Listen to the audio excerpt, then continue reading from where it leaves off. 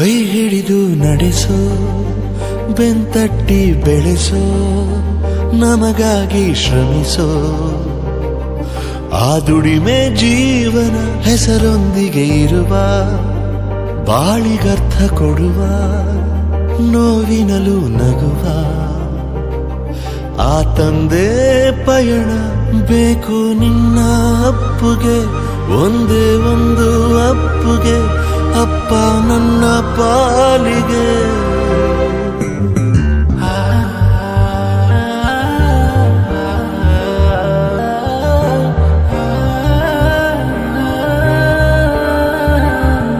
ಸರಿ ತಪ್ಪು ತಿಳಿಸೋ